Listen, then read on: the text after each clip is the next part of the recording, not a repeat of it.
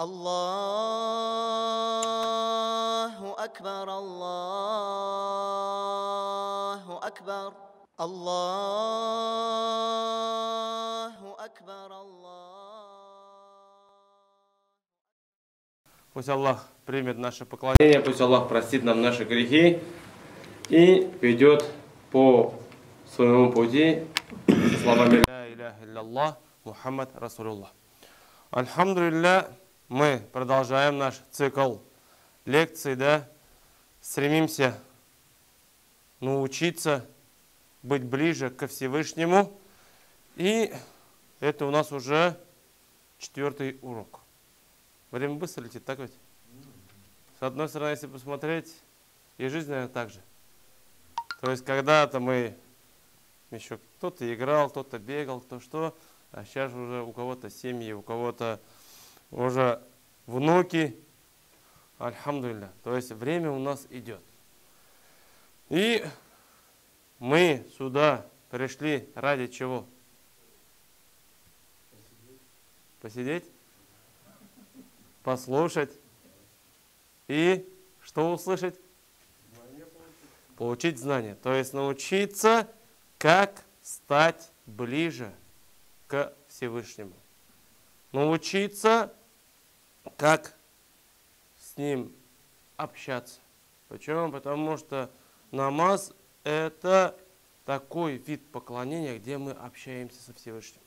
Мы к Нему обращаемся, и мы Ему говорим те наши проблемы или же даже какие-то, не то что проблемы, а может вот мы еще не определились в чем-то, и мы обращаемся к Нему. Мы спрашиваем напрямую к тому, кто создал весь этот мир. Из-за этого намаз – это вид поклонения, который облегчает нам, можно сказать, даже жизнь. Почему? Потому что люди, когда они обращаются ко Всевышнему, поговорят с Ним, то им становится легче.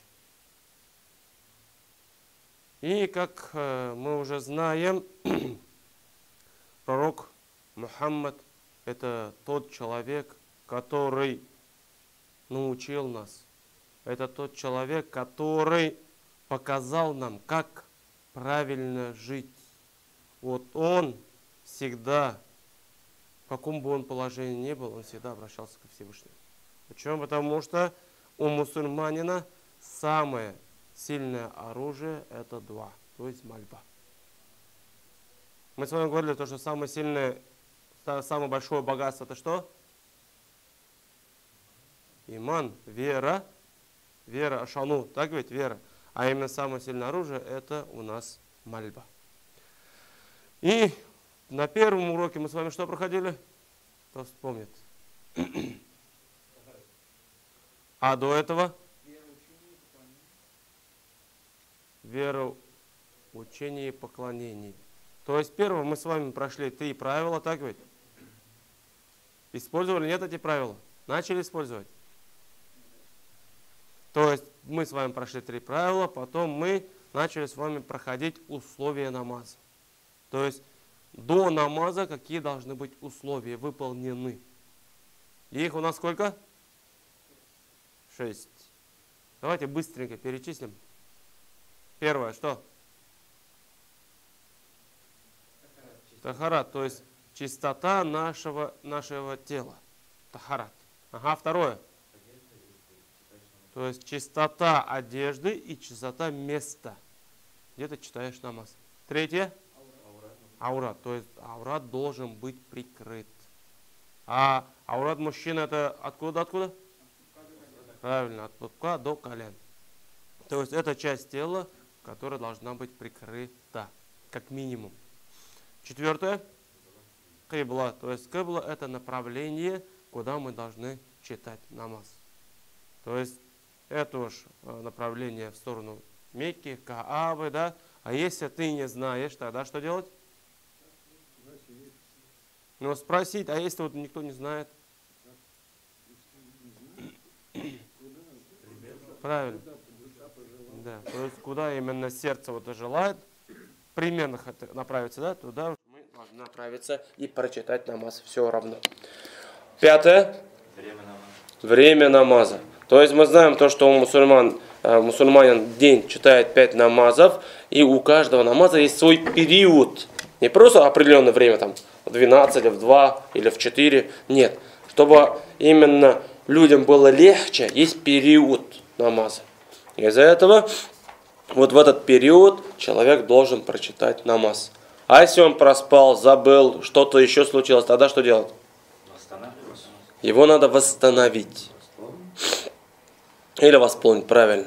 И шестое у нас что? Намерение ният. То есть мы должны не просто вот встал ты там, какое-то телодвижение сделал и все. Нет, мы должны понять, что мы делаем, какой мы намаз читаем. То есть все это было условие намаза. Так, насчет тахарата. Давайте.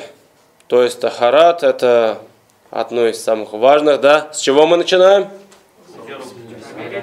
Мы, да, то есть говорим, то есть мы намеряемся, да, то, что не просто помыться, а именно, то есть взять тахарат, потом говорим бисмилля и начинаем мыть руки, да, до кисти рук. Сколько раз?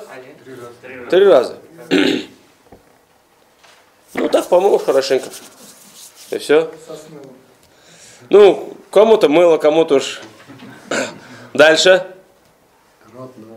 Рот споласкиваем 3 раза и нос. Да? То есть нос мы берем правую руку в воду, втягиваем и левой рукой восмаркиваем. Потом лицо 3 раза. И лицо мы говорим не просто, вот как обычно бывает, да? Просто вот так сделали. Нет, именно лицо полностью. Хорошо, вот это как бы обратите внимание. Это очень важно.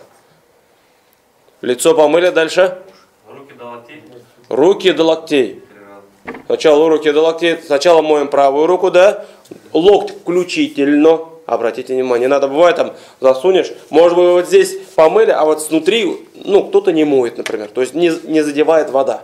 Это уже неправильно. Из-за этого надо полностью помыть. Хотя бы, если даже, хотя бы ваша рука будет мокрой, протер вот так, это уже как бы считается. И потом левую руку до локтя включительно. Хорошо, дальше. Протираем голову. Не моем голову, а именно протираем. Надо бывает там воду берут и все там, все льется, да? Нет, именно протираем. Сначала назад, потом вперед. Потом что? Уши. То есть мы указательным пальцем моем ушную раковину, да? А большим пальцем протираем снаружи. То есть потом что? Так, то есть это можно протереть шею. Ага, дальше что? Ноги. То есть сначала мы моем правую ногу, потом левую ногу. Откуда моем? До щиколоток включительно. То есть чуть-чуть выше помоете, ничего страшного не будет. Только будет лучше. И, конечно же, между пальцами тоже как бы желательно промыть. То есть вот это у нас тахарат, который мы должны брать. Потом тахарат мы взяли, да? Все, тахарат взяли, одежду одели. А у нас вот, мы сказали, то, что чистота одежды. От чего должна быть чистая одежда? То есть от крови, да, например. Или же от каких-то... кровь это как твоя, такие, например, животных, например, да. Потом может быть моча, например, ребенок, да, там, или еще что-то. Еще что? Может быть. Грязь уж элементарно. Ну, грязь, то есть, если он грязный, то есть, ты видишь, что грязно, да, то есть, ну, не обязательно мыть, ну, как бы, если прочистить, то будет лучше. Да, ну, стряхнуть. Но если там у тебя нет другой одежды одеть, то, как бы, в ней можно читать. То есть, иногда бывает же, вот на работе, например, там, кто-то на работе, то есть, на заводе, кто еще где, там, спецодежда, там, пока менять, это очень долго времени занимает. Из-за этого, если она чистая от наджиса, то тогда проблем нет, в ней можно читать. И также наше место тоже должно быть чистым. Иногда бывает уж, люди с собой носят маленький коврик, такой вот, дорожный, раскладной, разложить, все, закинул, прочитал и дальше собрал. И насчет аурата, то есть не обязательно чисто вот это место только прикрыть. То есть желательно, конечно, и хотя в футболке, то есть одеться, да, но как минимум именно от пупка до колен. И направление кибла, как мы уже с вами сказали, да, если ты не знаешь, что куда вот именно сердце подскажет. И время. Время. То есть, если даже там минуты, 2 минуты ты раньше прочитал, то это нельзя. Нельзя так делать. То есть, именно время должно зайти. Тогда ты можешь прочитать. Насчет этого все понятно, да? Дальше мы с вами взяли что? Намаз. Так ведь? То есть во время намаза что должно быть? В первую очередь мы что должны сделать? Намериться. То есть намериться, какой намаз мы читаем. Потому что у нас 5 намазов, да? Утренний, обеденный, послеобеденный, вечерний и ночной. То есть какой-то намаз. Например, утренний там... Ну, все равно, намерение должно быть, но там нельзя спутаться. А вот, например, обеденный и послеобеденный. Оба по 4 ракаата. И человек может запутаться. Из-за этого он должен подумать, то есть какой он намаз читает. И мы с вами на том уроке разобрали 2-ракаатный намаз. Утренний, например, да? Там мы после намерения что сделали? Что было самым важным? Правильно, то есть такбир или сказать Аллаху Акбар и поднять руки на уровне плечей, да?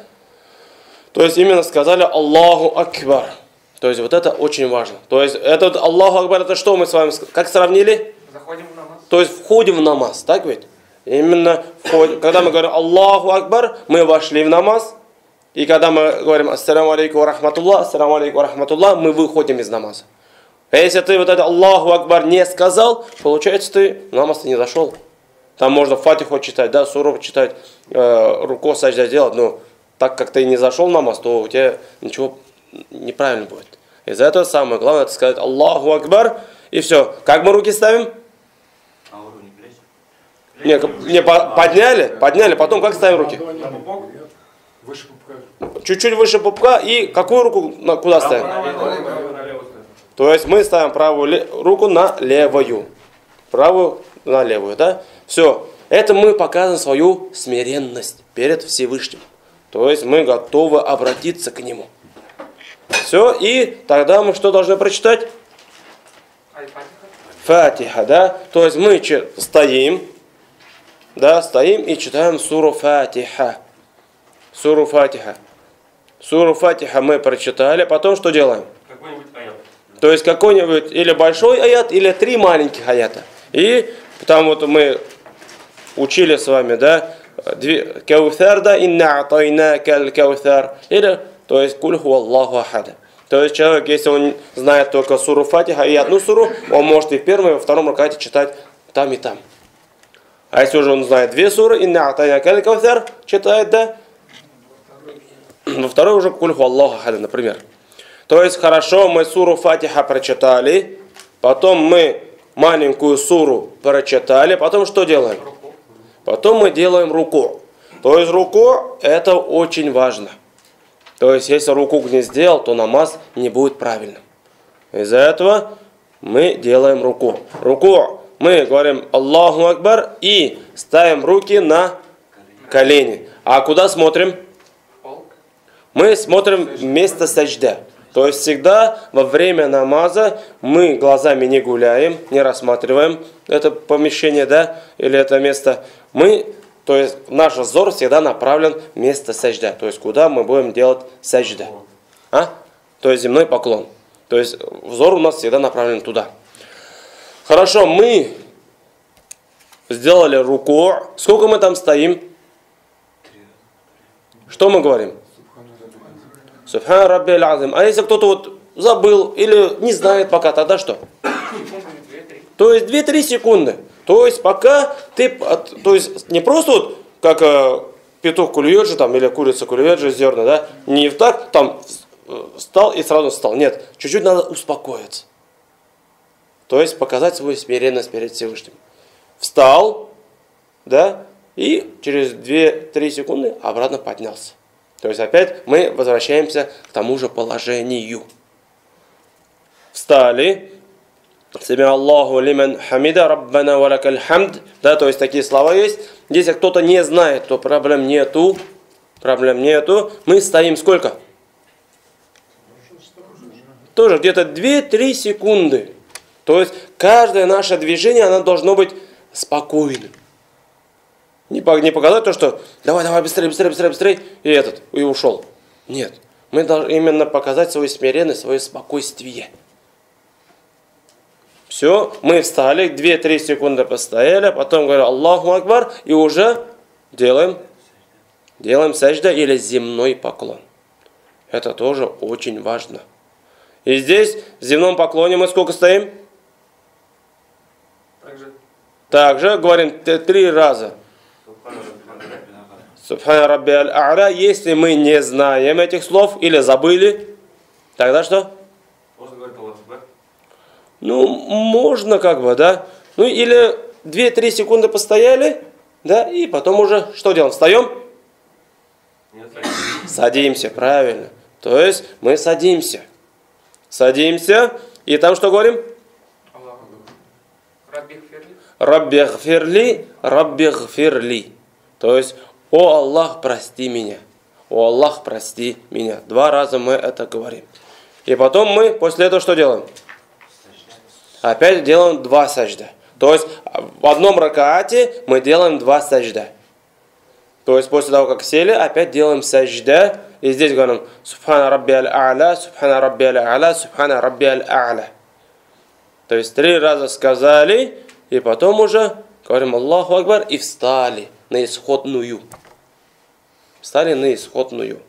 И вот здесь мы делаем все то же самое, да? То есть все, что делали в первом ракаате. И уже после того, как мы 2 раза сделали сажда, то есть мы уже не встаем, а остаемся сидеть. Это уже во втором ракаате. Помните, мы с вами даже рисунки делали? И все, мы сидим. И здесь кто знает, он говорит ат-тахият, салават, раббана, да? То есть это как бы желательно прочитать. То есть и потом уже мы должны выйти из намаза. Мы говорим сначала в правую сторону, ассаляму алейкум ва рахматуллах, потом в левую сторону, ассаляму алейкум ва рахматуллах. Да? Это когда 2 раката, да? Да, это когда 2 раката. А если 3? Сейчас, это мы сегодня как бы этот... То есть чуть-чуть различия посмотрим. Там небольшие различия, но они есть. То есть пока вот мы с вами повторили 2 ракатный намаз. То есть самое важное в намазе, значит, у нас что? Первое, это сказать Аллаху Акбар, то есть войти в намаз. Хорошо? Сказали, да? Потом, второе, когда мы стоим, читаем фатиху, то есть самый как бы минимум. Потом мы делаем руку, да? То есть, если мы ничего не знаем, можно не говорить. Потом встаем. Это вот опять встали. Потом делаем сажда. Опять-таки, если мы ничего не знаем или забыли, тоже можно не говорить. То есть сажда, сели, где-то 2-3 секунды посидели. Если тоже забыли что-то, опять сажда делаем. И потом на второй ракат встаем. Вышли из намаза. Да, вышли из намаза. То есть вот это самый минимум, что мы должны сказать во время намаза. То есть кто-то говорит, о, я еще не выучил то, я еще не выучил то, еще пока... Нет. Самое главное уже начать. Если человек начнет, то он будет идти вперед. А если уже он не начнет, то он этими завтраками будет себя кормить, ну, не знаю сколько. Может, до конца жизни. И за это самое главное начать. Так, насчет намаза. Были какие-нибудь вопросы у вас? Были. А? Были. Ага, какие? Вы сейчас сказали, что на утреннем намазе, вот в фарз намазе или в сунне, после фатихи 2 коротких суры надо читать. Да. В котором после сунны или в фатихе. Смотрите, Абай, пока мы с вами разобрали только фарзы. Только фарз. Да, только фарзы. Сунну еще мы пока не трогаем. То есть нам самый... Вот смотрите, есть фарз, то есть намаз, он делится на две. Есть обязательные, а есть дополнительные. Из этого как бы с нас пока спрос. То есть мы обязаны сделать. Это 5 намазов читать. Обязательные. Фарз намаз. Фарз намаз, да. Фарз намаз. Из-за этого пока сунну мы не рассматриваем. Это, иншаллах, будет чуть позже. Для сих пор неправильно читал, выходит, что? Почему? Ну, я одну только читал после Фатихи. Не, одну суру инде, дурыс.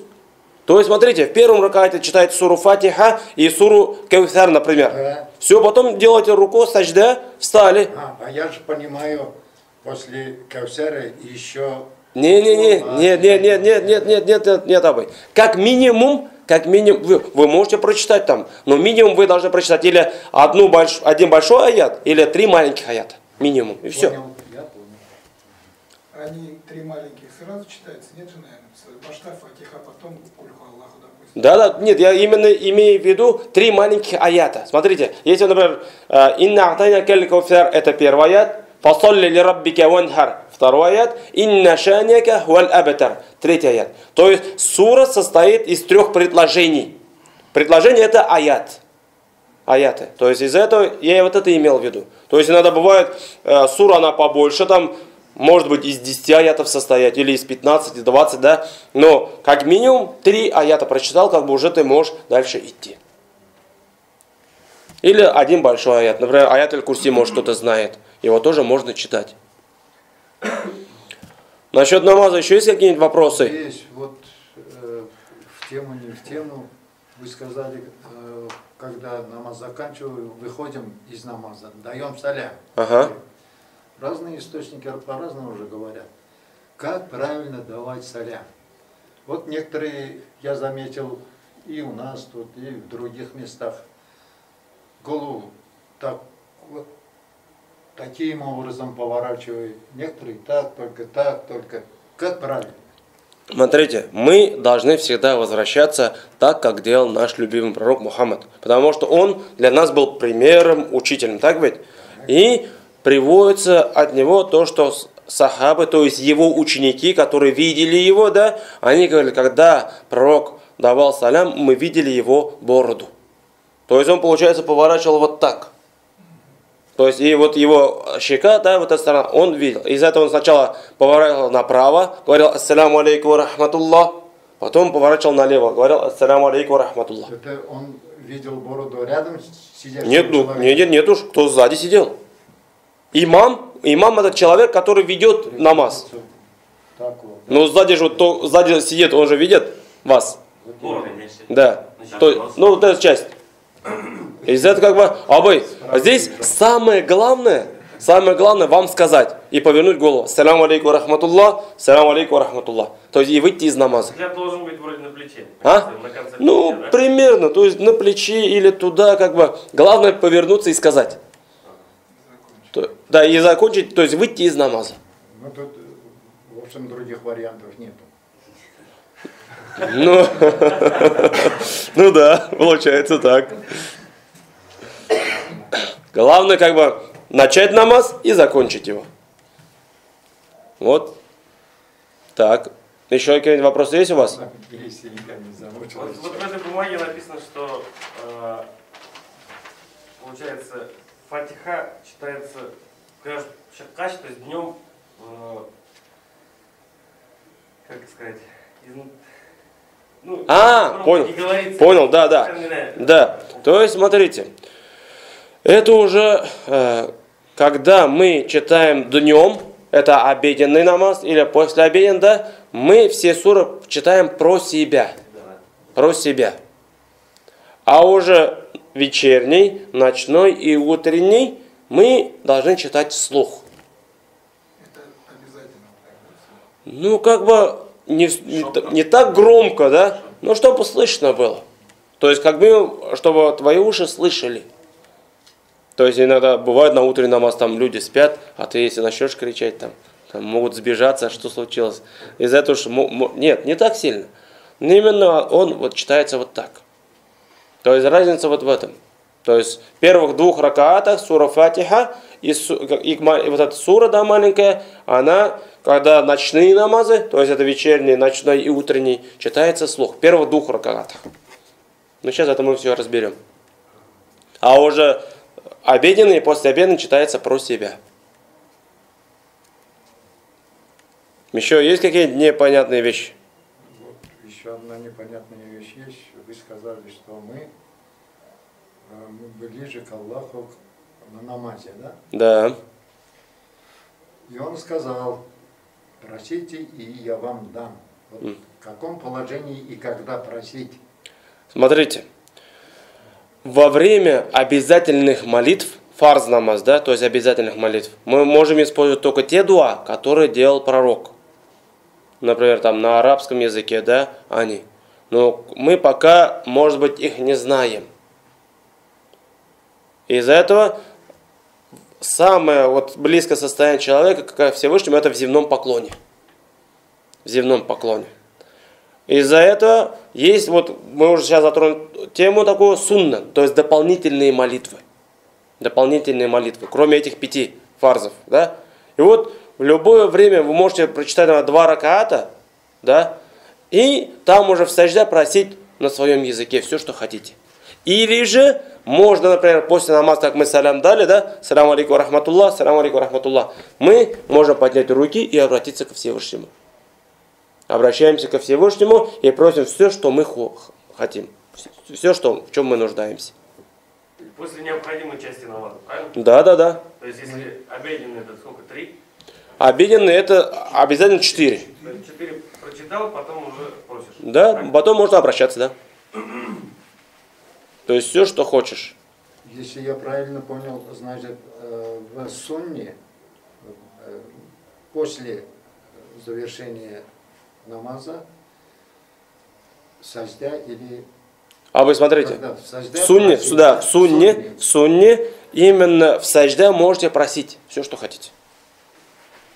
В сунне. на своем. Да, на своем языке. Или же после намаза. Или же после намаза. Пожалуйста, обращайтесь и просите. Все, что хотите. Но в дальнейшем уже потом на арабском. Не обязательно вы. Обязательно. Не обязательно. То есть даже когда вы уже научитесь, да, то в сунне можете как бы... Если на арабском, будет лучше. Но, например, бывают такие вещи, которые вот необходимы именно тебе. То есть, может быть, это связано с этим миром, может быть, для ахирата. Там, да? То есть, ты просишь там, о Аллах, дай мне хорошую квартиру.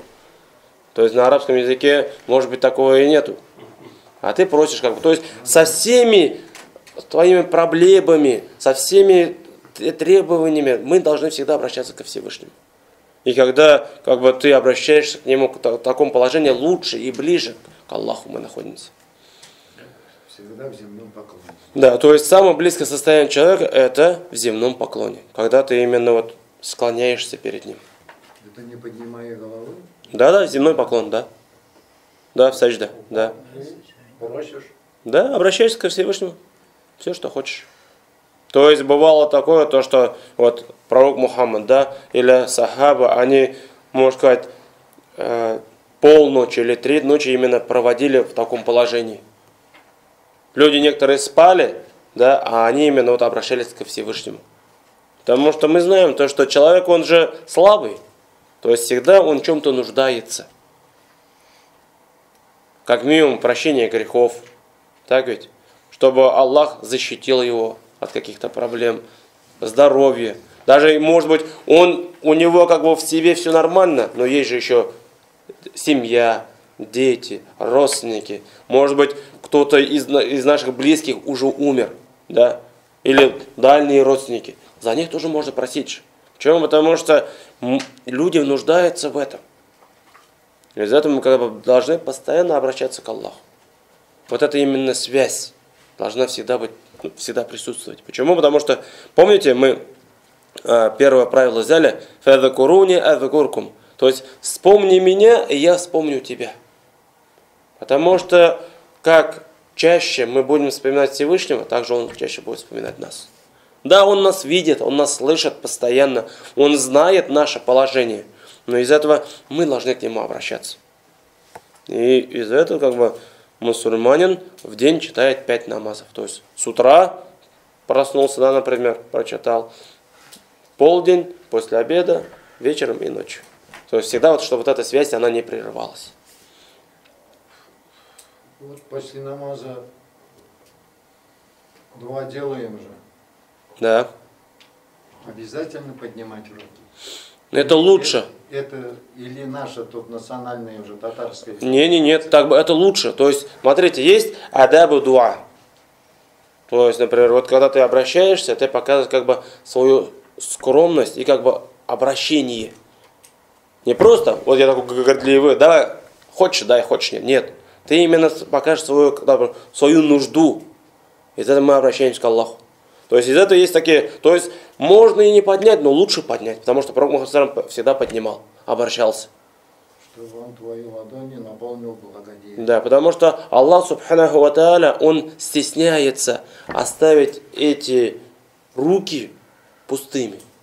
Когда к нему обращаются, да, и обращается, человек просит, и он стесняется оставить эти как бы руки пустыми.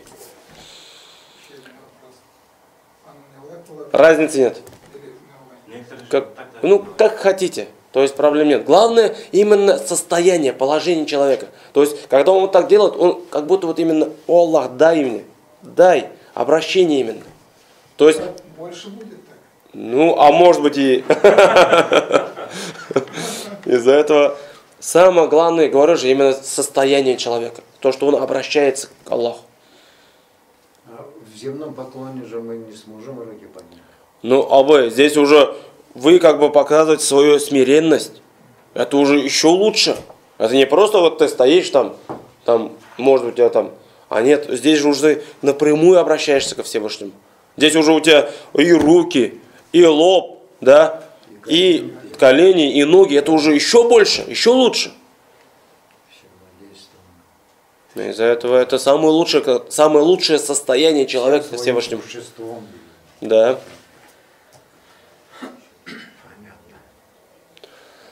Еще какие-нибудь вопросы есть? Сейчас я, иншаллах, еще раз спрошу с вас суру Фатиха. Суру Фатиха, да? Потому что уже на следующей неделе вы должны будете самостоятельно прочитать и показать, как читается намаз. Что только на следующий? Ну, кто сегодня желает, пожалуйста, потому что сегодня мы с вами будем еще разбирать ошибки во время намаза.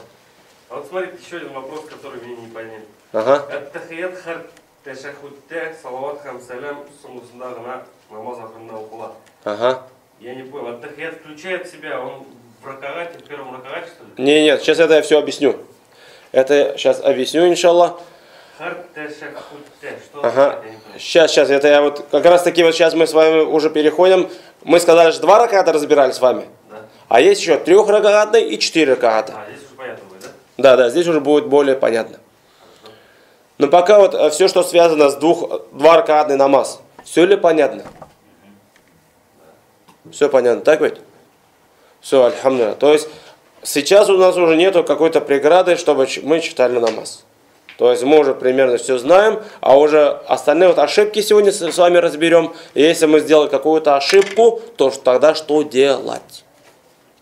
Но до этого я хотел услышать от вас именно суру Фатиха. То есть как вы ее читаете. Можно наизусть, можно пока по книжке читать. Но именно вот еще раз услышать от вас. Кто готов? Давайте.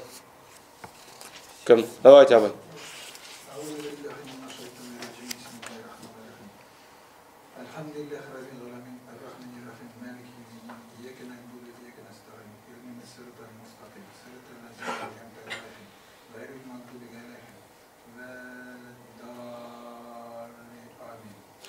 Молодцы. Тогда 2 суры выучили? Знаете, да? Да. И инна атайна, например. Знаете? Ну все, альхамдулилля. То есть в первом ракате, получается, вы читаете суру Фатиха и инна атайна калика, например. Да? А во втором уже Фатиха и кульху Аллаху ахад. Так, кто еще? Это забыл.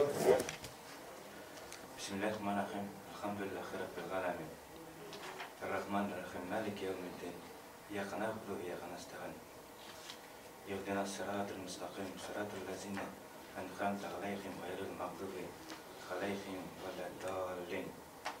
Молодцы. Альхамдулилля. А те 2 суры? Білесіз ме? قل هو الله أحد الله الصمد لم يلد ولم يولد ولم يكن له كفوا أحد. Молодцы. Альхамдулилля. Тегесен? Маленькую еще не Атаня Калькавсар. Иранцы, білесіз ме? Ну все, хорошо, то есть вот здесь как бы вы, вот кто-то еще пока, может быть еще, а когда уже человек будет читать постоянно, то иншаллах всем калашак. За это не переживайте. То еще сура Фатиха. Хайдагас, Вильданабай. أعوذ بالله من الشيطان الرجيم بسم الله الرحمن الرحيم الحمد لله رب العالمين الرحمن الرحيم مالك يوم الدين إياك نعبد وإياك نستعين اهدنا الصراط المستقيم صراط الذين أنعمت عليهم غير المغضوب عليهم ولا الضالين. Молодцы. Кто еще? Да не сдавай. Бисмиллахир-рахманир-рахим. Альхамдулиллахи раббил аламин. Ар-рахманир-рахим. Малики йаумиддин. Ияка набуду ва ияка настаин. Ихдина сиратал мустақим. Сиратал лазина ан'амта алейхим. Гайрил магдуби алейхим валад-даллин. Амин. Молодцы. Кто еще? Бисмиллахир-рахманир-рахим. Аузу биллахи минаш шайтанир раджим. Бисмиллахир-рахманир-рахим. Алхамдулиллахи раббил аламин. Ар-рахманир-рахим. Малики яумиддин. Ияка набуду ва ияка настаин. Ихдина сиратал мустақим. Сиратал лазина ан'амта алейхим. Гайрил магдуби алейхим валад-даллин. Амин. Молодцы. Кто еще? أعوذ بالله من الشيطان الرجيم بسم الله الرحمن الرحيم الحمد لله رب العالمين الرحمن الرحيم مالك يوم الدين إياك نعبد وإياك نستعين اهدنا الصراط المستقيم صراط الذين أنعمت عليهم غير المغضوب عليهم ولا الضالين آمين. Молодцы. Кто еще? Хайдагас. أعوذ بالله من الشيطان الرجيم بسم الله الرحمن الرحيم الحمد لله رب العالمين الرحمن الرحيم مالك يوم الدين إياك نعبد وإياك نستعين اهدنا الصراط المستقيم صراط الذين أنعمت عليهم غير المغضوب عليهم ولا الضالين آمين. Молодцы. Кто еще? أعوذ بالله من الشيطان الرجيم بسم الله الرحمن الرحيم الحمد لله رب العالمين الرحمن الرحيم مالك يوم الدين إياك نعبد وإياك نستعين اهدنا الصراط المستقيم صراط الذين أنعمت عليهم غير المغضوب عليهم ولا الضالين آمين. Молодцы. Дальше. Ага. Бисмиллахир-рахманир-рахим. Алхамдулиллахи раббил аламин. Ар-рахманир-рахим. Малики яумиддин. Ияка набуду ва ияка Настаин. настаин. Ихдина сиратал Сираталь. мустaqim. Мустақим. Сиратал лазин ан'амта алейхим гайрил магдуби Алейхим. алейхим валь-даллин. Амин. Молодцы. Альхамдулилля. Хорошо. Так, у нас здесь обоих остались. أعوذ بالله من الشيطان الرجيم بسم الله الرحمن الرحيم الحمد لله رب العالمين الرحمن الرحيم مالك يوم الدين إياك نعبد وإياك نستعين اهدنا الصراط المستقيم صراط الذين أنعمت عليهم غير المغضوب عليهم ولا الضالين آمين. Молодцы. Так. Айда, оқып көрсет. Жоқ, сен... Ая? А то сен тіге ола ішкен жоқ еді. Бисмиллахир-рахманир-рахим.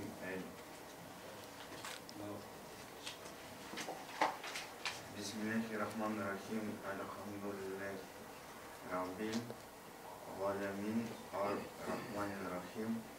Малики яумиддин. Ияка Нa'буду. Ияка настаин. Ихдина сиратал мустақим. Сиратал лазина ан'амта алейхим гайрил магдуби Алейхим. я Валяддо. Молодцы, якшы. А вы сіз қалдыңыз?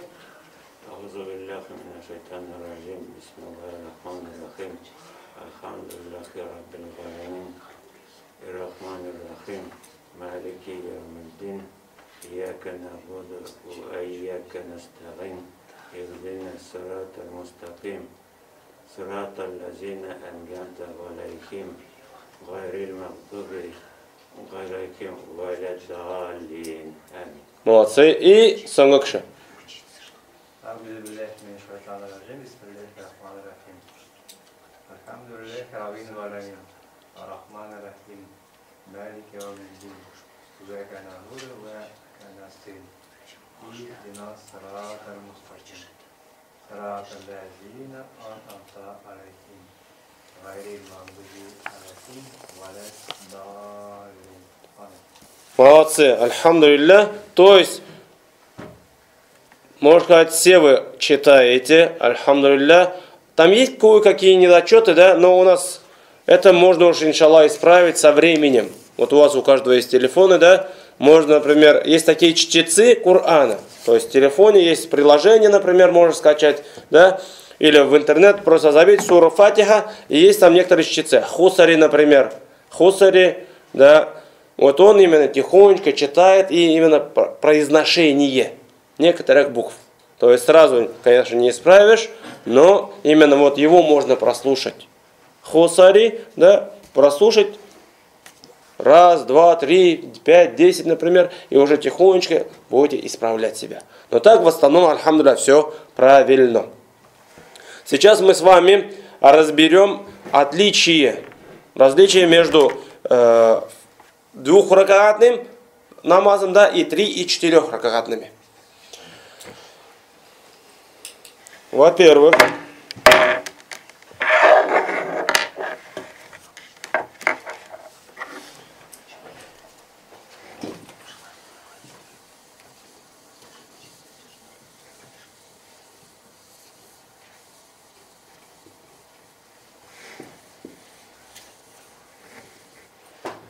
смотрите, если после второго раката мы с вами сели, так ведь?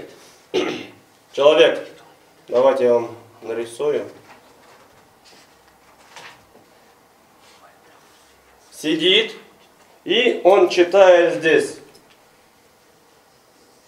Сначала. Вот это сидение называется ташахуд.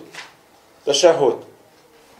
Если намаз двухракатный, то он уже здесь читает ат-тахият,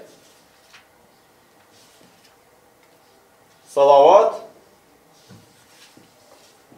и раббана, например. То есть ат-тахияту лиллаху, салавату ат-тайбат, да? Салават это Аллахума салли аля Мухаммадин, да, и раббана. Раббана атина фид дунья хасана, ва фил ахрати хасана. То есть, если вот именно если двухракатный намаз, да, то мы вот сидим, прочитали это, и потом даем салям. То есть, саляму алейкум рахматуллах, саляму алейкум рахматуллах. А вот это именно... А? Конец намаза. Да, конец намаза. Это именно называется ташахуд. Вот это сидение, это называется ташахуд. У нас тахия там распространено. Так, наверное, понять не надо. Или как? Ат-тахият это именно вот один из них. Чтение. Вот это первое чтение ташахуд. Ат-тахият. Нет, ташахуд именно это сидение. На местном языке называют. Ат-тахият? Да. Нет, ну да, вот когда мы сидим, мы читаем и ат-тахият, и салават. Да, да. Вот поэтому он и ат-тахият называет. Попроще, по-народному. Наверное. Посмотрите, если мы читаем 3 раката или 4 раката, то есть мы уже дальше, пошли дальше. Мы помните, если после второго раката мы сидим и потом даем салям. Если этот намаз 3-ракатный или 4-ракатный, да? мы читаем только вот это только читаем. Ат-тахият только. Первое только читаем. А? Если 3-4. Да. Если 3-ракатный или 4-ракатный, то мы читаем вот это только. Первое. Его только прочитали, да? И потом, после того, как его прочитали, мы заново что делаем? Встаем. Встаем. Встали. Как обычно делали, так ведь? Руки пошел. Нет, руки уже идут. Как вам? Вот так что? О, вот так. То есть мы встаем, да? То есть руки поставили и стоим. И вот здесь мы уже, вот здесь мы с вами в первом и втором ракате читали Фатиху и какую-то суру. Так ведь? А здесь мы читаем только суру Фатиха. Только суру Фатиха прочитаем. И больше уже ничего не читаем. Суру Фатиха прочитали. Потом говорим Аллаху Акбар. И уже делаем руку. Делаем руку. То есть отличие между первым-вторым ракат и третьим. То есть на третьем и на четвертом ракате мы читаем только суру Фатиха. Если в первых двух мы читали суру Фатиха и какую-то маленькую суру, то здесь читаем только суру Фатиха. Без дополнительной суры. Вот в этом отличие. Потом мы все встали заново, да? Встали. Потом делаем саджда. Так.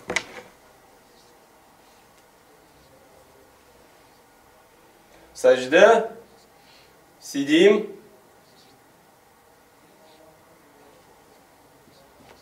Саджда. То есть здесь то же самое, что мы делали. Если это трехракатный, да, то есть после второй саджда мы что делаем? Мы остаемся сидеть как вот здесь. Как вот здесь вот. То есть после этого мы возвращаемся вот сюда. То есть сделали второй саджда и сели на второй ташахуд, то есть на второе сиденье. И вот здесь уже читаем и ат-тахият, салават, раббана и даем салям. Вот это и отличается. То есть ваш вопрос был? Понял. То есть здесь первый, если в двух ракатах, то он один бывает. После каждых двух ракатов мы как бы садимся. И это вот трехракатный. То есть видите, мы еще один ракат прочитали и уже сели сюда. А если трех получается. А? Вот это вот трех. А это трех получается, да. Потому что мы еще один ракат добавили. А если уж четырех, мы после саджда опять-таки встаем. То есть возвращаемся вот сюда. Вот сюда возвращаемся. И то же самое. Опять читаем только суру Фатиха. Так. Если вот это было трехракатный. Сейчас. Это было у нас трех. Если четырех, то мы возвращаемся вот сюда. Это у нас четырехракатный, да? И все. Дальше вот то же самое действие. А читаем ат-тахият? Где? Последний. А, это же в конце.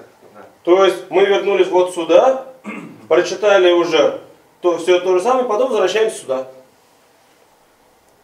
3 и 4, они как бы тоже отличаются только тем, что в первых двух мы читали суру Фатиха и еще какую-то суру, а в третьем или в четвертом мы уже только суру Фатиха читаем. И больше ничего. И уже на ташахуде мы сидим. Если это был, например, четырехракатный, то в первом сидении мы читаем только ат-тахият. А если уже четырех, да, то есть мы в первом прочитаем ат-тахият, а уже во втором читаем полностью. Это 4 вещи.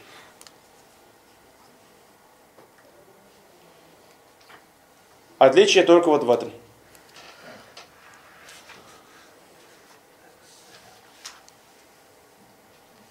Как бы мне проще понять все это. Из-за этого Сейчас я как бы...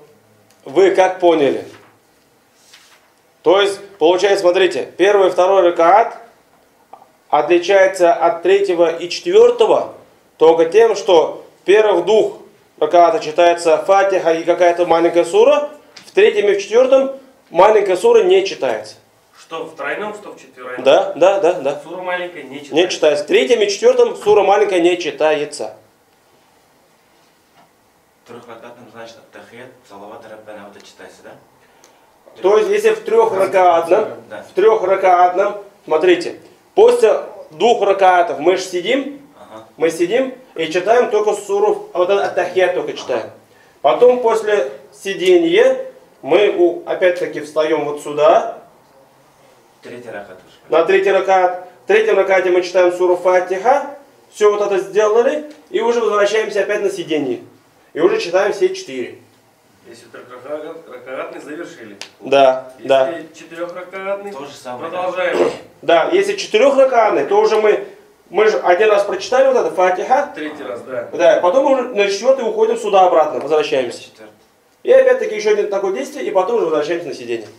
То есть, когда 3 раката или 4 раката, мы сидим 2 раза. То есть, первым, когда сидение, мы читаем ат-тахият только, а когда уже на втором сидении, то есть после третьего, да, после третьего или после четвертого раката, мы уже читаем ат-тахият, салават, раббана и салям. То есть, да. В итоге, смотрите, получается, на третьем и четвертом ракаате, то есть трехракаатный, это когда это уже вечерний намаз, так ведь трехракаатный. Мы там, получается, после второго ракаата сели, прочитали ат-тахият, да, ат-тахият, прочитали, и потом заново встаем. Вот, заново встаем, и там читаем суру Фатиха всего лишь, и больше ничего. И потом делаем руку, встаем, 2 раза саджда делаем, и все. И потом опять-таки садимся. После второй саджда мы сидим и уже читаем ат-тахият, салават, раббана, и даем салям. И выходим из намаза. Если же это 4-ракаатный, это, например, обеденный, послеобеденный, или же ночной, то мы уже, получается, после 2 ракаатов мы ат-тахият прочитали, да, ат-тахият, и потом заново встаем. Встали, и уже, когда встаем, читаем суру Фатиха, и потом уже делаем руку, саджда, и обратно, после того, как второй раз саджда сделали, мы не остаемся сидеть, а уже заново встаем. И вот это, опять вот этот круг сделали, и потом уже садимся. Кому что непонятно? Ну да, только через практику. Из-за этого у вас вот сейчас неделя впереди, потому что, иншаллах, то есть мы на следующей неделе с вами встречаемся, а потом уже с кем-то мы сможем встретиться, с кем-то мы не сможем встретиться. Из-за этого мы-то всегда здесь, в мечети. То есть у вас, если любые вопросы будут, обращайтесь, мы готовы помочь, подсказать. Если уж не получается прийти, написать, позвонить, мы готовы вам помочь. Самое главное, это уже ваше желание. И не переживайте, то есть первое время бывает. Где-то ошибся, где-то что еще, да? Это бывает. У всех так. В любом начинании так. Идеально никогда не будет. Из-за этого, если что-то забыли, можете подсмотреть там по телефону или по книжке, пока можно подсмотреть, например. Кто-то, бывает такое, вот этот коврик стелит перед собой и по нему идет. Можно да? по нему читать?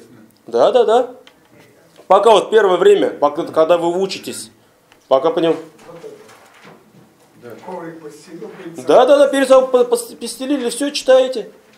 То есть, например, читаете там «Альхамдулиллахи раббил аламин, ар-рахман ар-рахим, малики яумиддин», посмотрел «Ияка на'буду ва ияка наста'ин», и дальше идешь. Как бы вот так. Это 6 намазов в день нельзя прочитать, да? Как? Больше 6 намазов в день нельзя прочитать. Нет, вы смотрите, есть 5 обязательных. 5 человек должен как бы читать. Если он их не будет читать, он будет получать грех. А есть другие дополнительные, их много. Можно читать, проблем нету. Если человек будет читать, то за это он получает награду. Если он читать не будет, тогда уж ничего не получит. А так, пожалуйста, читайте. Можно ночью, целую ночь читать. Да, то есть разные бывают. Из-за этого, это уже как бы чуть дальше. Сейчас наша задача начать читать. Может кто-то сразу 5 начнет читать, может кто-то с одного начнет, там проснулся, например, на утренний, или может перед сном. Кто как, главное начать. Потому что когда каждый из нас вернется ко Всевышнему, чтобы, когда зададут вопрос, ты намаз читал? Может кто-то успеет все 5 намазов читать, а кто-то может и не успеет. Чтобы сказать, да, я читал, да, я начал читать. То есть, чтобы так было. Пишется же то, что... Конечно. И уже наше же намерение есть, то есть наша цель есть. Мы же как бы хотим научиться, мы же начали двигаться в этом направлении.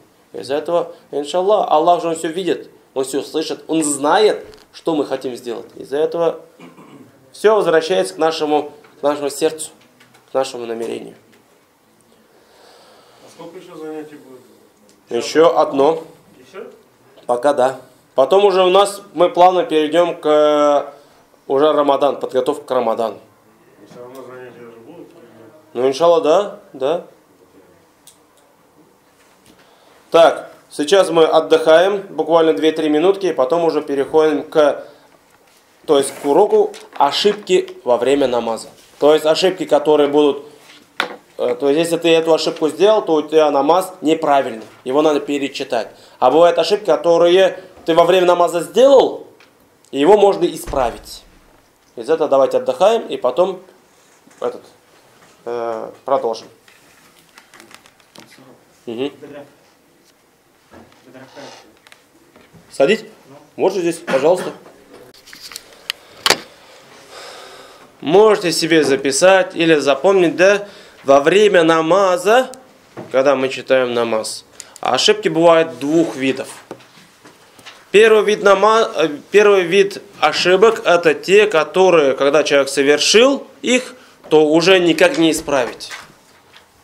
Никак не исправить, и намаз портится, и надо перечитать намаз. Это ошибки, которые портят намаз.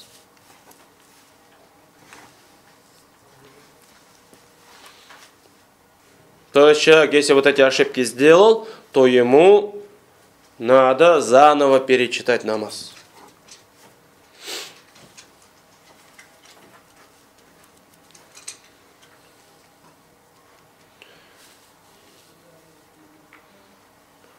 То есть вы записали, да, ошибки, которые портят намаз.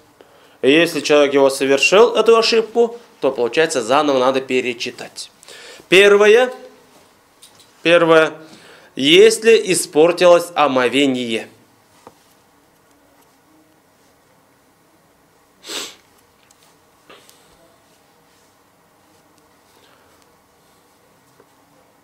Если испортилось омовение. Во время намаза, конечно же, да? То есть мы помним, да? Омовение у нас что портит? Ну-ка, подскажите. Первое. Кровь, ага. Это именно одежду, а именно наше омовение. То есть... Да, то есть если выход... Да, то есть выход чего-либо из переднего или заднего прохода, это или моча, кал, газы, да, например, все, что может выйти, да, например, кровь, еще рвота, например, да, то есть иногда бывает, у человека поднялось давление, кровь может пойти, или рвота, то есть это редко бывает, конечно, но и бывает такое. Если во время намаза испортилось омовение, то все, намаз у тебя неправильно. То есть надо идти, брать омовение, и уже заново читаешь намаз. То есть это вот первое. То есть первая ошибка, или, то есть если испортилось омовение. Второе. Если откроется аурат,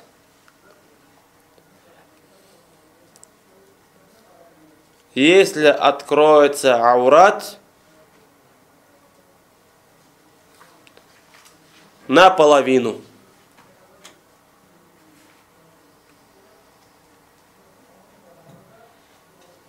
Может быть, кто-то там с бани вышел, да?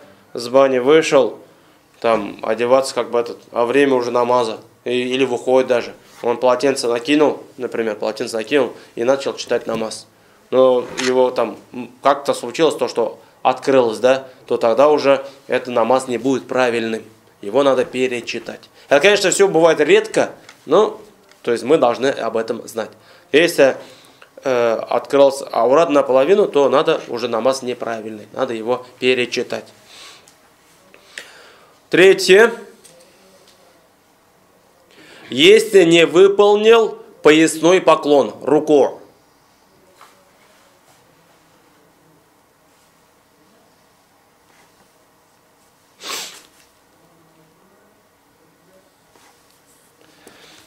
Пусть это будет двухракаатный, или трехракаатный, или четырехракаатный.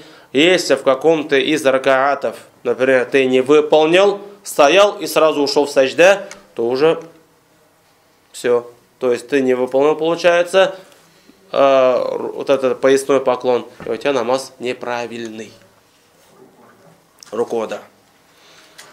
Если не выполнил поясной поклон. Четвертое. Если не выполнил земной поклон.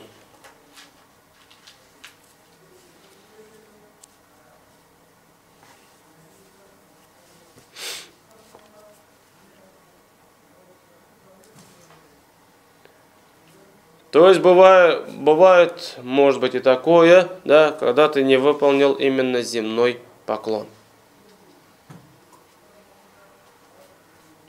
Поясной или земной поклон. Потому что именно без них это как бы является опорой намаза. То есть это вот основа намаза. То есть без основы как бы намаз не будет правильный. Из-за этого поясной поклон и земной поклон это основы намаза. И без них, если человек его не выполнил, тогда его намаз неправильный. Потом пятое, именно сидение в конце намаза. Помните, вот если второй ракаат, то есть это мы один раз только сидим. Двухракаатом. А если, например, трех- или четырехракаатный, именно на последнем ракаате сидеть. Если человек вот здесь он не сидел, да, и не прочитал, там вот именно не сидел, а просто вот саджда сделал и сразу салям дал и ушел. Это уже не будет правильно. Здесь надо сидеть. То есть на последнем ракаате, да, именно надо сидеть. Да. Вот, например, мы же сказали, если намаз 4-ракаатный, например, после второго мы там как бы сидим чуть-чуть и потом встаем. А вот именно на последнем, на 4-м получается, мы обязательно должны сидеть. То есть, если человек на последнем ракаате не сидел, то все, его намаз неправильный. При прочтении ат-тахият, салават и раббана. Да. Вот именно вот в этом месте. Если он не сидел, то все, его намаз неправильный. Шестое. Если вообще не читал Коран, ни суру Фатиха, ни какую-то суру, да, если он не читал, то его намаз неправильный. То есть, смотрите, он, например, знает суру Фатиха и не читает. А просто вот стоит там, о чем-то думает, да. То есть, уже это неправильно. Бывает такое, то, что человек не знает ничего, или забыл, например, и некуда подсмотреть, тогда уж проблем нету. То есть, он должен как бы это действие доделать хотя бы. А уж в основе своей, как бы человек уже намаз, когда читает, он хотя бы суру Фатиха знает. Или кульху Аллаху ахад. То есть, бывает и такое. Из этого должен прочитать. Если уж не прочитал, то его намаз неправильный.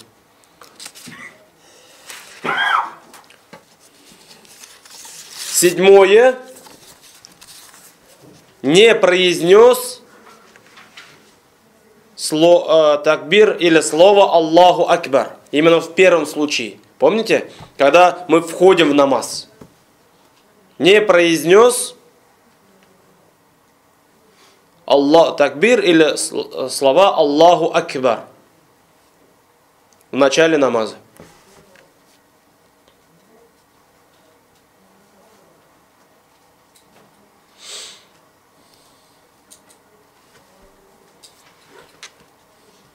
не произнес слова Аллаху Акбар в начале намаза.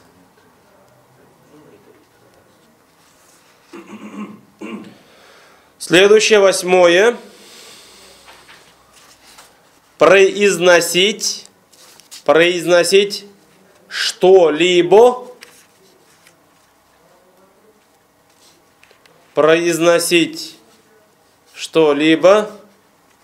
по ошибке или специально, разницы нету. Даже если человек по ошибке что-то сказал, произносить что-либо по ошибке или же специально того, чего нет в Коране.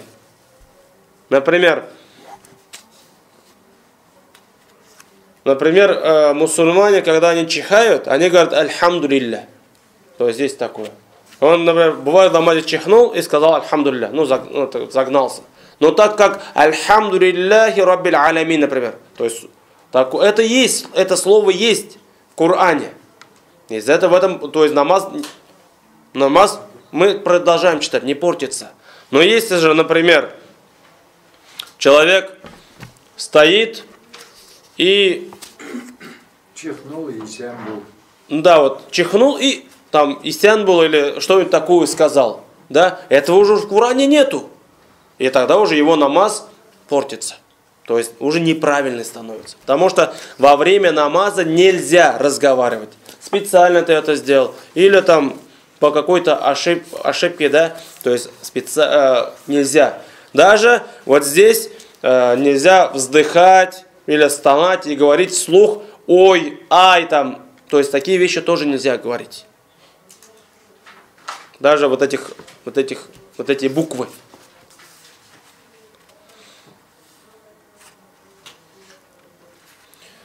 Следующее.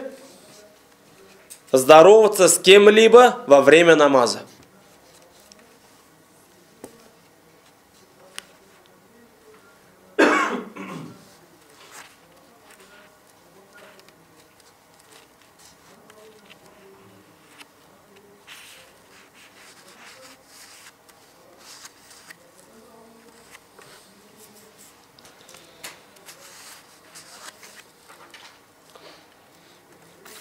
То есть, например, ты стоишь, намаз читаешь, и там кто-то заходит, там, привет, ты говоришь, привет.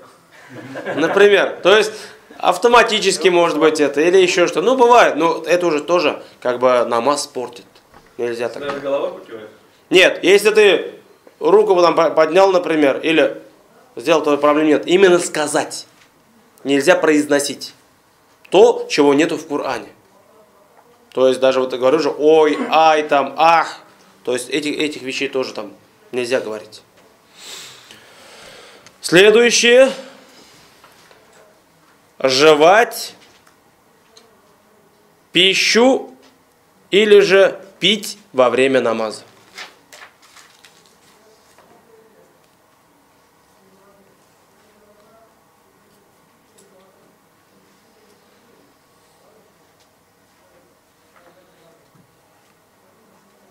Жевать пищу или же пить во время намаза.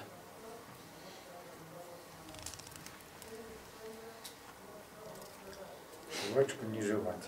Жвачку, да, это уж тем более. То есть жевать что-либо или же пить, да, то уже намаз неправильно, нельзя так. Мне кажется, лавку делать. Ну, эти ошибки уже они очень-очень редко бывают. Я уж просто, чтобы мы знали. То есть иногда бывает же там, ну, может такое произойти. Неординарная ситуация. Да. И смотрите, вот здесь жевать пищу, да, или пить что-либо во время намаза. Иногда бывает такое, то, что покушали, и обеденный, то есть покушал, и идешь намаз читать. И вот какая-то там в зубах что-то застряло, например, да? Да, остается, да? Да, еда какая-то. Если эта еда меньше горошины, гороши есть? Там сколько диаметр, наверное, даже не знаю. 4-5 мм. Ну, 5 мм, да, то есть, если меньше горошины, то в этом проблем нету. Можете ее выплюнуть или глотнуть, то есть в этом проблем нет. И заодно во время намаза там жвачку жевать, да, или там печеньку там или что пить, то есть этого делать нельзя, ни в коем случае. И последнее, 11, да? А если больше горошин? Тогда намаз неправильный.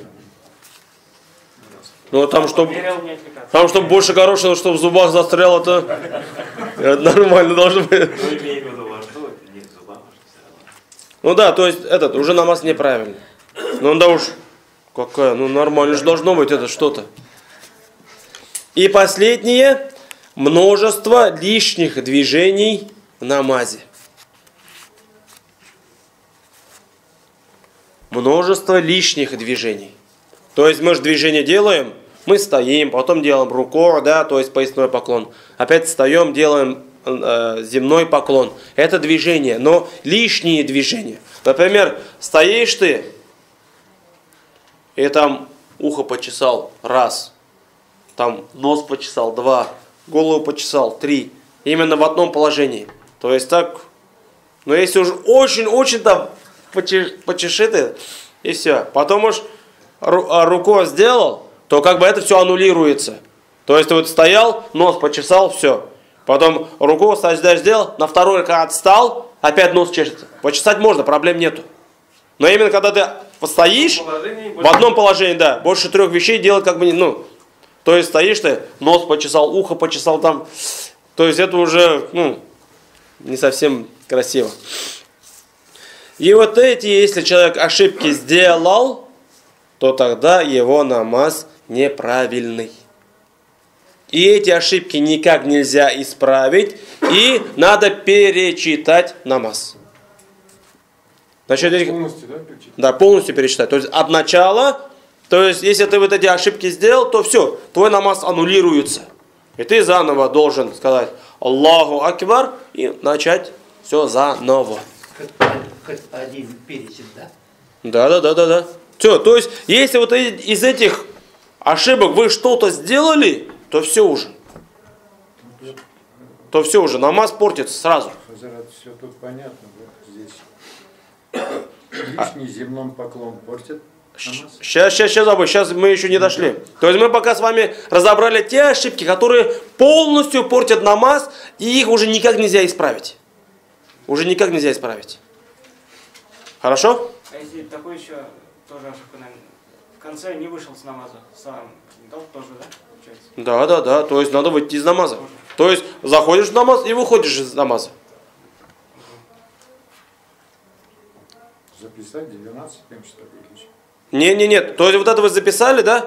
То есть уже или можете подписать себе, если человек сделал эту ошибку, то его намаз портится, и надо заново перечитать намаз. Получается, собаку запереть, телефон отложить. Да, то есть, смотрите, иногда бывает такое, то что вот ты читаешь намаз, и там телефон звонит. Да? В этом случае он на столе стоит. То есть в этом случае ты можешь, например, подойти, отключить этот телефон и продолжить намаз. Потому что он тебе все, мешает. Ну там на телефон, да? Не, я намаз читаю, сейчас перезвоню. Это уже не будет правильно. Или если телефон там из кармана достаешь, алло, намаз дочитай, перезвоню. Да это уже не будет правильно. А если Аллах Акбар сказать ему и скинуть, и он поймет, тебе нормально, да? Ну тогда. Конечно, такого еще у меня не было. Можно попробовать. Обычно уж я телефон заранее на бесшумный ставишь. Да, на бесшумный режим и все это. А то иногда бывает такое, то что во время намаза я когда даже имам стою, я обычно говорю, отключите телефон. Потому что один раз было такое, то что человек перед собой поставил телефон, перед собой, и стоит. И вот этот телефон начал долбить. И не останавливается. И вот мы чуть ли не целый намаз прослушали его этот там рингтон или... Ну вот бывает такое, бывает. Из-за этого ж... И ему неудобно, потому что он думает, что сейчас я если сделаю, то все, у меня намаз испортится. В этом случае можно отключить. Даже надо отключить его, чтобы он другим не мешал. Или, например, бывает такое, ты стоишь и видишь, например, это, конечно, тоже очень-очень редко Или же с скорпион, или который может тебе навредить, это уж тоже очень редко, тогда его тоже можно убить там, ногой там, ну, шлепнул или еще чем-то, да. То есть можно убить, чтобы он тебе не мешал. То есть это уже такие разные ситуации бывают, но в этом случае как бы у тебя намаз не портится. Сейчас мы переходим к тем ошибкам, которые можно исправить. То есть запишите себе ошибки, которые можно исправить.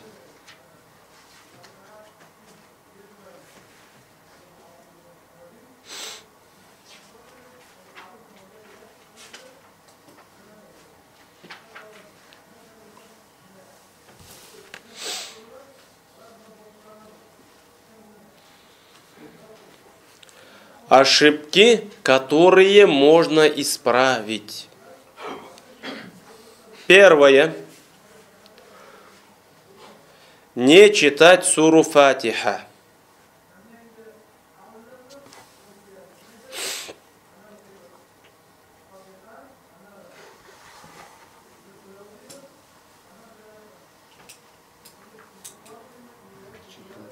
Не читать суру Фатиха. Ну, бывает такое. Получается, что намеренно пропустил. Ну, здесь именно смотрите, если, например, человек не прочитал суру Фатиха, а прочитал какую-то другую суру, например, да, в ханафитском мазхабе проблем нету. То есть, мы же, как бы сказали, то есть, если человек вообще не читал какую-либо суру, да, или какой один аят хотя бы, то тогда его намаз неправильный. А в ханафитском мазхабе, если человек не прочитал суру Фатиха, да, и прочитал какую-то другую суру, например, Кульху Аллаху Ахада, например, да, тогда его намаз правильный, и просто надо сделать, как бы исправить эту ошибку. Там, может, мы чуть позже это все рассмотрим. Нет, вот получается, то иной раз ловишь себя на мысли, встаешь, но не можешь вспомнить первые слова, дальше не идет. А лезет, вот само кричит на язык другая сура. Угу. Читайте ее. Да. Читайте ее. Тин. Да. Я могу занять тин прочитать, да? Да, можете прочитать. Но потом надо будет кое-еще что сделать. Это мы сейчас... А? Потом подправить. Да, да. Из этого первое, не читать суру Фатиха. Второе, не читать другую суру. То есть суру Фатиха прочитали, а после нее другую суру не прочитали. Это в первых двух ракаатах, конечно же. Не читать другую суру. Это подразумевается вместо нее? Нет, Или после нее. После нее? Да. Не читать другую суру, но допишите после Фатихи. После суры Фатиха. То есть мы же с вами сказали, в первых двух ракаатах человек должен читать суру Фатиха и какую-то другую маленькую суру. Если же человек одну из них прочитал, суру Фатиха прочитал, а суру не прочитал, или же наоборот, он суру прочитал, а суру Фатиха не прочитал, тогда намаз не портится, но надо как бы сделать кое-что. Это сейчас мы в конце разберем. Третье, не читать ташаххуд. Вот это ат-тахьят. Именно ат-тахьят. То есть это тоже, если человек пока учится, да, и ему тяжело выучить, то можно прочитать по телефону. Если же он по какой-то причине забыл или еще что-то, проблем нету. Проблем нету. Не надо говорить, что вот, я еще не выучил, вот суру Фатиха он знает, да, а ташаххуд еще не выучил, например. Вот я сейчас выучу, а потом уже буду читать. То есть можно завершить намаз, вот, второй саждя, потом можно сразу... Нет, ты сидишь, надо чуть-чуть просидеть, все равно. Да, какой-то там 5 секунд, да, надо просидеть. Не просто ты сел и сразу нет. То есть чуть-чуть просидел, да, и потом уже даешь салям. Или же, например, по телефону можно прочитать. Если уже с собой ничего нету, например, да, ну бывает такое, ничего нету. Чуть-чуть просидел, потом уже даешь салям. Третье, не читать ташаххуд. Записали, да? То есть не читать ат-тахьят. Салават тоже? Нет, здесь именно это, ташахуд, ат-тахьят. То есть что-нибудь из них, если человек как бы не прочитал, то надо будет исправить. Четвертое.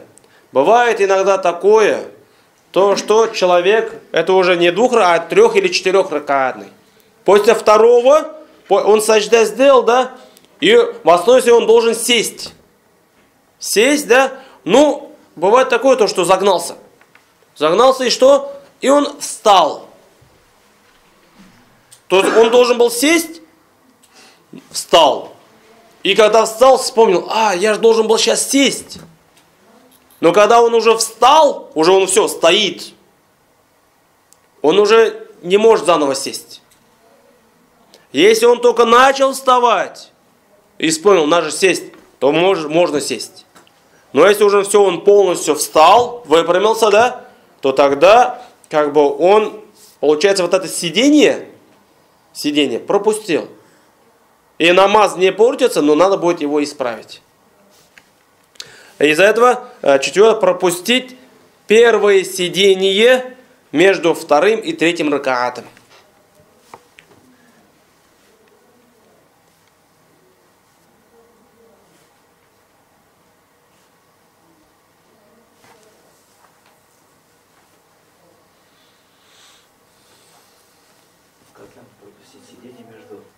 Пропустить первое сидение между вторым и третьим ракаатами.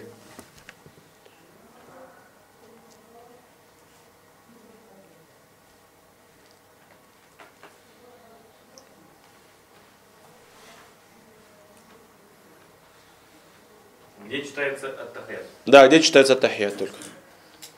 Это вот первое сидение. В намазе у нас 2 сидения, если вот 3 или 4 ракаатный намаз, там уже 2 сидения. Первым читается только ат-тахьят, да, если вот именно вот это он пропустил. 5. Успеваете, да, писать? 5. Если испортил порядок намаза.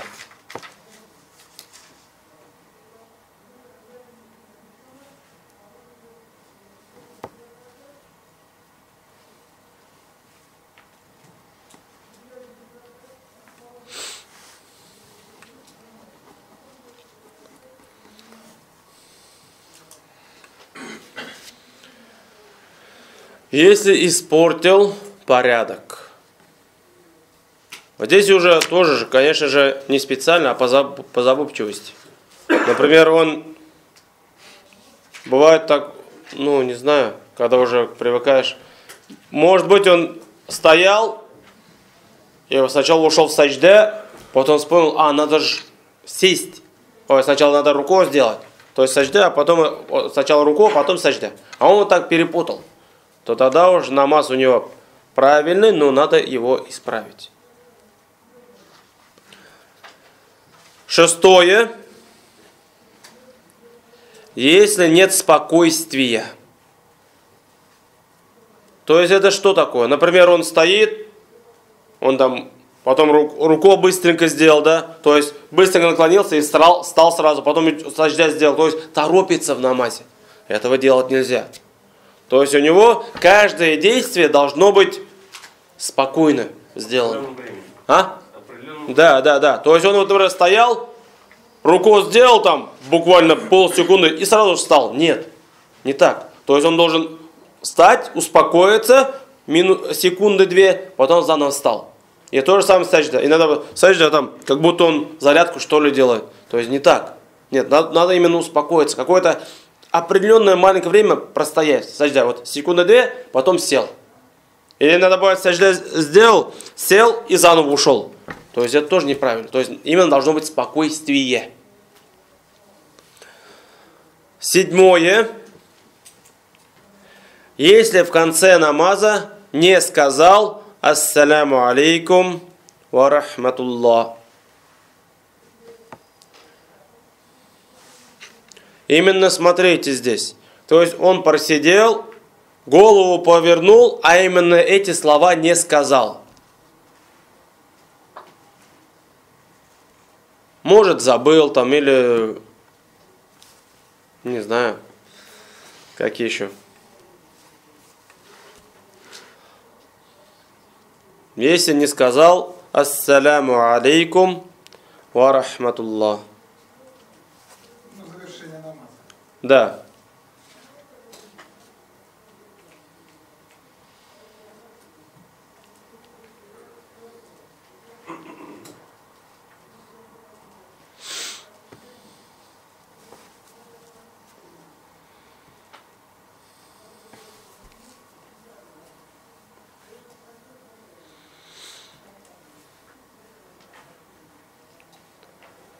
Следующее.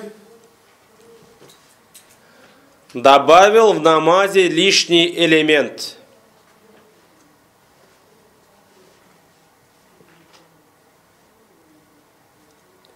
Добавил в намазе лишний элемент. Это 8. Так ведь? Например, смотрите. То есть пусть это будет 4-ракатный намаз. Или 3, или 2, разницы нету. То есть, вместо того, чтобы сесть, да, вместо того, чтобы он саджда сделал, чтобы сесть, он заново встал. Встал и вспомнил, так, уже все же.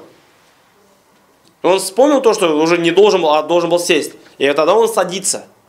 Садится уже, да, и вот он уже лишнее как бы движение сделал, то, что он встал. Вот за это он должен как бы это исправить. То есть он уже добавил лишний элемент. Или же наоборот.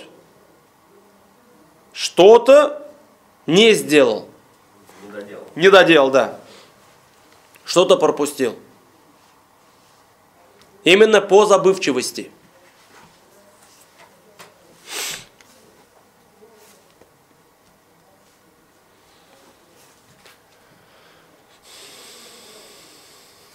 Или же что-то пропустил по забывчивости.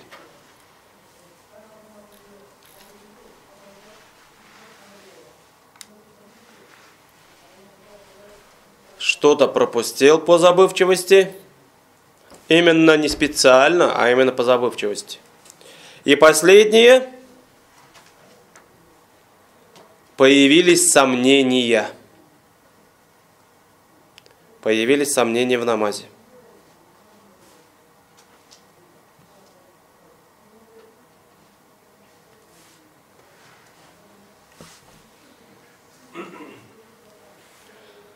Иногда бывает такое, то, что вот сидишь и думаешь, пусть это будет как бы 4-ракатный намаз.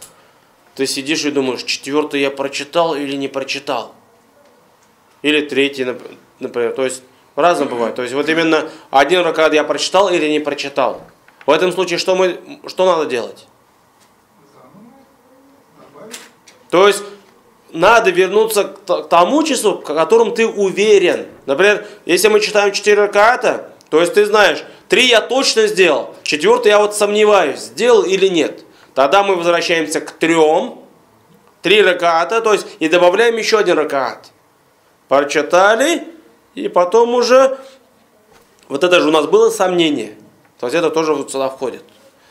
И человек, если совершил вот эти ошибки, то он в конце намаза должен сделать 2 саджда, то есть 2 земных поклона.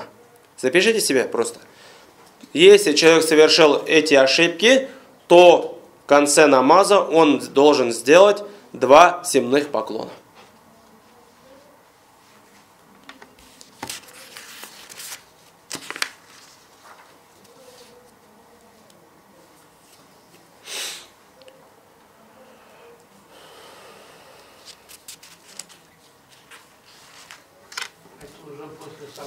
Сейчас это объясню, когда. То есть мы с вами сейчас разобрали 2 вида ошибок, так ведь? Первый вид это был, то есть человек если совершил во время намаза эту ошибку, то уже никак нельзя исправить. И у него намаз портится, ему надо перечитать намаз. А вот этот второй вид ошибок был, это те, которые можно исправить. Если он эти ошибки сделал, то есть по забывчивости, да, то тогда он должен совершить 2 земных поклона. Как это делается? Мы, когда уже в конце намаза сидим, да, например, мы с вами читаем 4 раката, да, например. Мы с вами вот здесь стоим, были, да, 4 раката уже прочитали, и случайно встали только на 5-й ракат. Это уже лишнее движение, так ведь? И получается, мы сделали ошибку, так как встали. И тогда, если мы встали, мы заново сейчас должны сесть. Мы же должны были сразу сесть после саджда. Должны были сесть, так ведь? Но мы встали случайно, по ошибке. Для этого мы обратно садимся, то есть сели, да, сели. Но мы уже сделали дополнительный элемент. И тогда мы что делаем? Мы читаем ат-тахият, сидя читаем ат-тахият, потом в правую сторону, говорим ассаляму алейкум ва рахматуллах. Сделали, да? То есть первое, читаем ат-тахият, второе, даем салям. В правую сторону. Ассаляму алейкум ва рахматуллах. Так, потом... Только в правую сторону. Да, только в правую сторону, да. Только в правую. Ассаляму алейкум ва рахматуллах. Правую сторону. Потом мы с вами совершаем 2 земных поклона. Как во время намаза, помните? То есть, саджда сделал. Во время саджда мы говорим субхан рабби аль-а'ля, субхан рабби аль-а'ля, субхан рабби аль-а'ля. Потом сели, рабби гфирли, и заново. Субхан рабби аль-а'ля, субхан рабби аль-а'ля, субхан рабби аль-а'ля, и сел.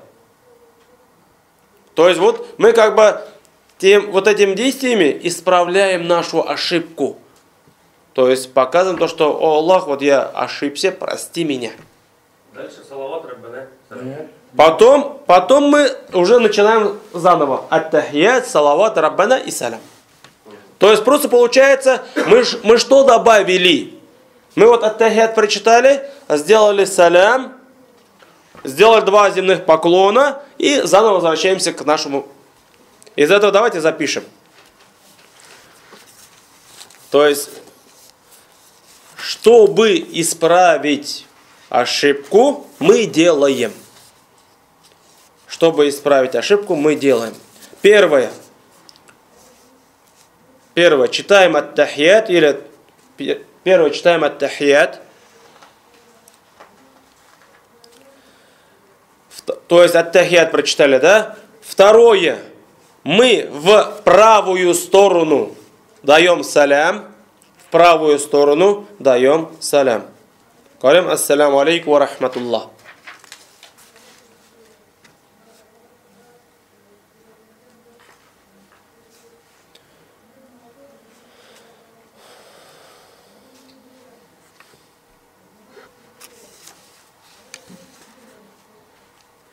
Третье. Делаем 2 земных поклона. 2 земных поклона. Как делали это мы в намазе?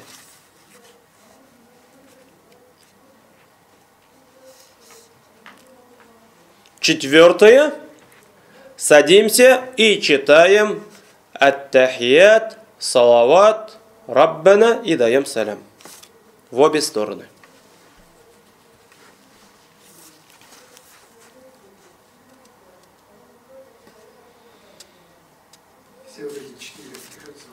Да. То есть мы первый раз прочитали только ат-тахият, так ведь? Потом мы дали салям, ассаляму алейкум ва рахматуллах, и потом уже 2 земных поклона сделали. То есть вот этими действиями мы исправили свою ошибку.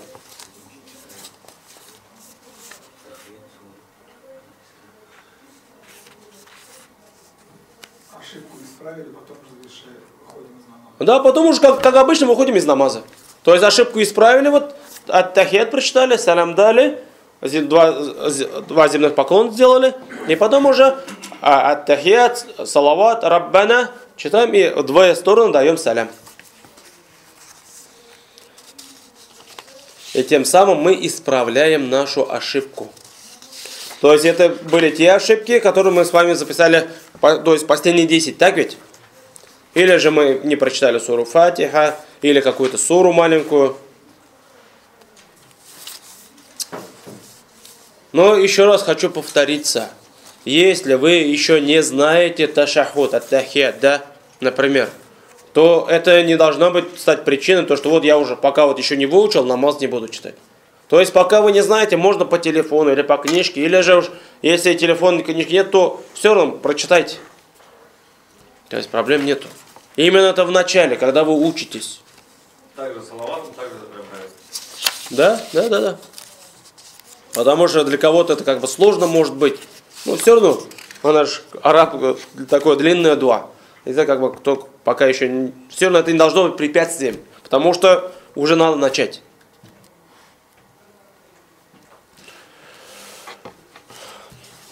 Еще раз пройдемся по ошибкам. Нет, давайте сначала еще раз напомню. Скажите, пожалуйста, чем отличается двухракаатный намаз от трехракаатного? Да, Данис? Сидение. Появляется дополнительное сидение. Еще. После Фатиха. Правильно, то есть после суры Фатиха мы не читаем уже другую суру.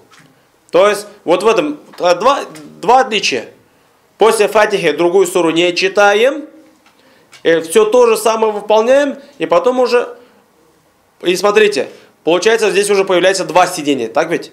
Два раза сидим. После второго раката мы сидим и читаем только ат-тахият, да? Потом сразу встаем, и уже на втором мы читаем ат-тахият, салават, раббана и даем салям. Вот в этом отличие. Четырехракаатному мы еще один ракаат добавляем. Ошибки, которые портят намаз. Еще раз хочу вам сказать. Это то, что испортит тахарат. То есть человек, если испортил тахарат, омовение, да, то все, его намаз неправильный. То есть он должен заново взять тахарат и перечитать намаз.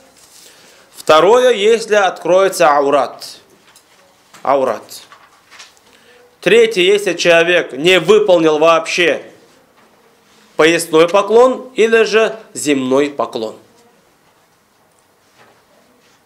Вот тут сразу давайте скажите, земной поклон, если там же два положения, если переборщил. Если переборщил, то мы же сказали. Надо поправить или принести. Это лишнее движение. Это лишнее движение получается, Абай. Ну да, третье лишнее движение. Да, из-за этого мы что делаем? В конце намаза извинения приходят. Да. То есть это лишнее движение, из-за этого мы как бы два саждя делаем. А если не дочитал, одна только? Специально, что ли? Нет, не специально. Вот прочитал вроде. Раз. Ну смотрите, Абай, вот смотрите, вы сделали сажда. Рабби Геферли произнес и уже ушел на тахият, скажем. Если вы по забывчивости. Да. Ну, естественно, иногда то специально не делаешь. Бывает такое. То есть вы должны сделать потом этот сажда. Ну, в общем, извинения. Да. Потом. Перечитывать. Не надо. Не вариант, да? Потом, если не сидел вообще, то есть на последнем, то есть не сидел, ты сажда сделал, и потом сразу встал, салям дал и ушел. То есть именно надо просидеть, хотя бы чуть-чуть. Если вообще не читал Коран, то есть в намазе, если человек уж вообще ничего не знает, да, например, ты позвал своего друга, давай, вставай и повторяй за мной, то тогда уж он пока ничего не знает, проблем нету. Но если человек что-то знает и не читает, то да, это уже неправильно. Следующее, если он в начале намаза не сказал такбир, Аллаху Акбар, то есть он должен войти в намаз. Если во время намаза человек произнес что-то, то, что нету ни в Коране.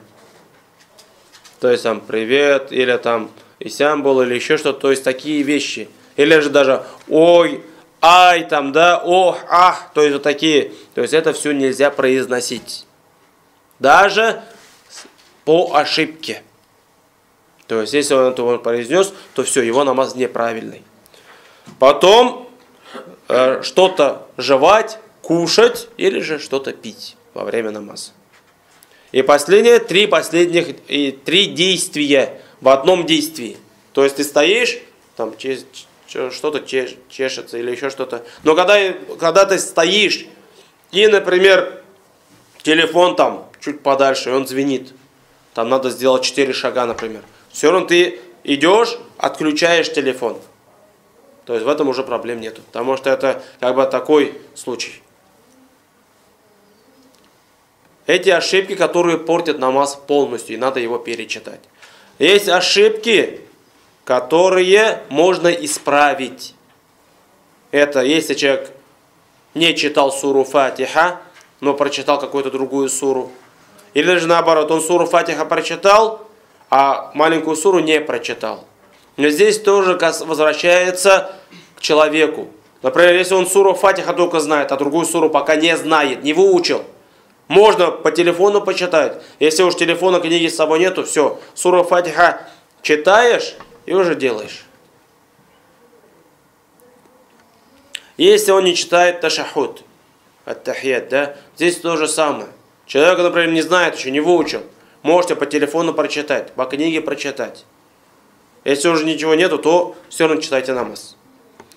Если человек пропустил сиденье, то есть между вторым и третьим ракаатом, то есть загнался и вместо того, чтобы сесть, он встал и полностью выпрямился. Если еще только начал вставать, то можно сесть. А если он уже все полностью встал, то уже обратно не садится. Потом, если он не делал вот эти движения спокойно, а торопился, как на физкультуре, на зарядку делал, то это тоже как бы намаз не портит, но он в конце должен сделать 2 саджда. Если человек, когда сидит, он голову повернул, но не сказал ассаляму алейкум ва рахматуллах, то есть из намаза надо выйти. Потом, если человек добавил что-то в намазе лишнего, или же наоборот, что-то уменьшил. Вот здесь, вот, например, смотрите, бывает такое, то, что ты с кем-то читаешь, да, и вместо, например, 4 ты прочитал 3 только. И он тебе говорит, во время же намаза нельзя разговаривать, так ведь? Он тебе говорит, мы же 3 только прочитали, а не 4. И тогда в этом случае мы что делаем? Мы заново, то есть входим в намаз, говорим Аллаху Акбар, и один ракаат, который мы не дочитали, мы его дочитываем. Дочитали, то есть у тебя все 4 стало, так ведь, но ты в конце должен сделать 2 саджда.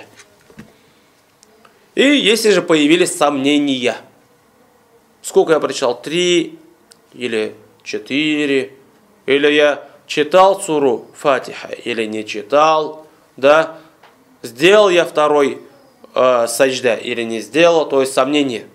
В этом случае мы берем то, в чем мы уверены. Наименьшее число. Если я суру Фатиха читал, не читал, не знаю. 2 саджда сделал, не знаю. Делаете. И потом уже в конце мы сидим, прочитали ат-тахият, да, потом даем салям, ассаляму алейкум ва рахматуллах в одну сторону, правую, да, и потом 2 раза делаем саджда, земной поклон, и все, и заново сели, и уже потом читаем ат-тахият, салават, раббана, и сдаем салям. Если из этих вещей мы что-то пока не знаем, то не проблема. Можете прочитать. Если уж вообще не можете даже читать, то вот эти действия надо делать. Хорошо? То есть все, надо начать. Есть вопросы?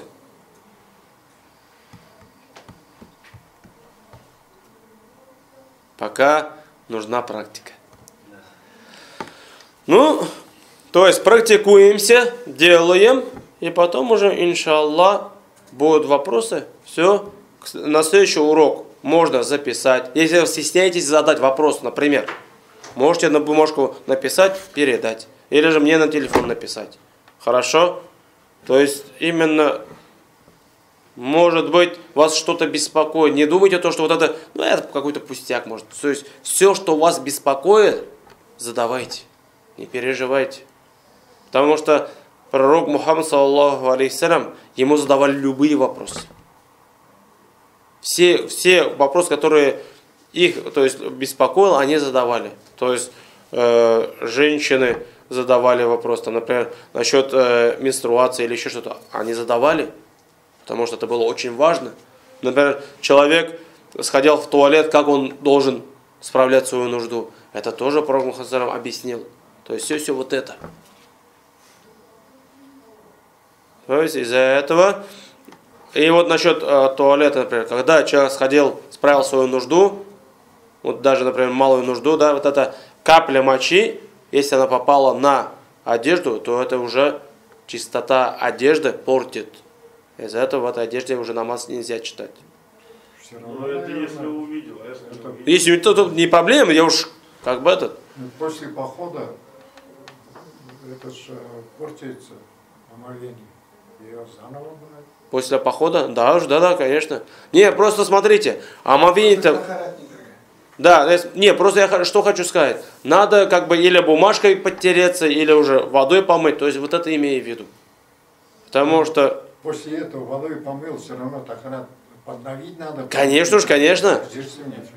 Да, просто здесь... Просто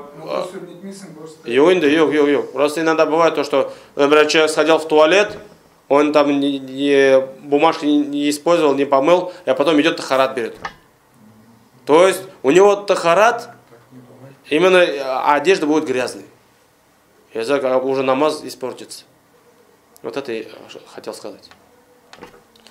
Я рад, если у вас нет вопросов, готовьтесь, читайте, практикуйте. И, иншаллах, на следующей неделе мы с вами встречаемся. Дай Аллах. Субханаллаху бихамдик, шхаду ан ла иляха илля ант, астагфирука ва атубу илейх. Джазакумуллаху хайр.